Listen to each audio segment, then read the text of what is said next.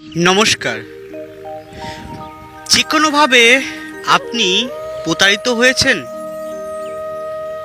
সেটা ভালোবাসা হোক বা অন্য কোনো কারণ হোক, তাহলে আজকের প্রোগ্রামটি আপনার জন্য, আজকের প্রোগ্রামটি আপনাদের জন্য ভীষণ গুরুত্বপূর্ণ।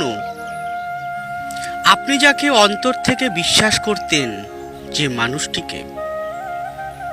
যে মানুষটি আপনার কাছে প্রতিজ্ঞাবদ্ধ হয়েছিল আপনাকে সে জীবনসঙ্গী করবে, শুধু আপনার সাথে না, আপনার পিতামাতার কাছেও সে প্রতিজ্ঞাবদ্ধ হয়েছিল যে আপনাকে সে জীবন সাথী হিসেবে নিজেকে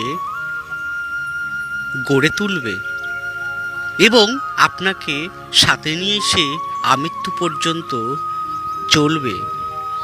আজ সেই কথাগুলো কোথায়?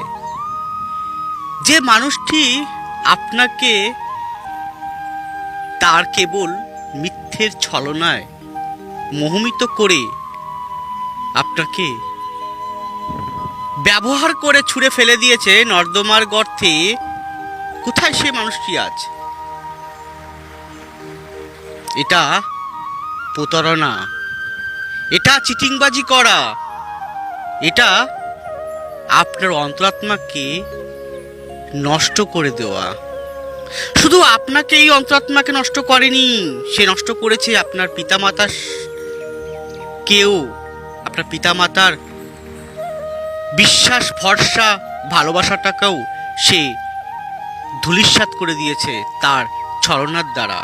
তাহলে এই রকম মানুষকে কি আপনি জীবনে রেখে দিয়ে তার চিন্তনে আপনি কি আপনার জীবন নষ্ট করবেন?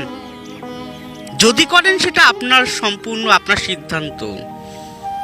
আর যদি একজন ভালো অ্যাস্ট্রোলজারের বা একজন পথপ্রদর্শকের বা একজন গাইডেন্সের পরামর্শ নিন, তাহলে বলবো আপনি ভুল করছেন।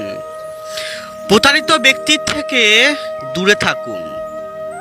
যে মানুষটি আপনাকে ছলনা করেছে, সে মানুষটিকে যখন আপনি তার জন্য দু নয়ন ধরে অশ্রু ঝরাচ্ছেন, সে মানুষটা ভবিষ্যতে আরও যে ছলনা করবে না, তার গ্যারান্টি কে দিয়েছে? ছলনা যখন বুঝতে পেরেছেন, প্রতারিত যখন হচ্ছেন, যদি সে আপনাকে প্রতারিত করে চলে নাও যায়, যদি আপনি বুঝতে পেরে থাকেন যে ব্যক্তি আপনার সাথে প্রতারিত করছে, তাহলে সেখান থেকে সরে আসুন। বা সে আপনাকে প্রতারিত করে অন্য কারো হাত ধরে চলে গিয়েছে, বা আপনাকে বিয়ে করার প্রতিশ্রুতিবদ্ধ হয়েও শেষ পর্যন্ত বিয়ে না করে অন্য কাউকে বিয়ে করে সংসার জীবন করছে, আর আপনি এখনো বাড়ির ঘরের কোণবদ্ধ হয়ে কান্নার অশ্রু নয়ন ঝরাচ্ছেন। এটা তো উচিত নয়। এটা আপনি আপনার অন্তরাত্মাকে কষ্ট দিচ্ছেন, আপনি আপনার পিতা মাতাকে কষ্ট দিচ্ছেন, আপনি আপনার পরিবারের সকল মেম্বারদের কষ্ট দিচ্ছেন। এটা করবেন না। বরঞ্চ আপনি উঠে দাঁড়ান, ঘুরে দাঁড়ান, লড়াই করুন। জীবনে আপনি সফল হতে পারবেন, জীবনে আপনি প্রতিষ্ঠিত হতে পারবেন। তারপরে এইরকম ব্রেকআপ হওয়া ভালোবাসা আপনার জীবনে হাজারও আসবে। একটা ব্রেকআপ হয়েছে, একটা মেয়ে বা একটা ছেলে আপনার জীবন থেকে চলে গিয়েছে, তার জন্য আপনি আপনার জীবনটাকে, কেরিয়ারটাকে নষ্ট করছেন। এর থেকে বোকামি হয়তো আর কিছুই নয়। তাই এই বোকামিগুলোকে বন্ধ করুন, মনটাকে সচেতন রাখুন, এগিয়ে চলুন।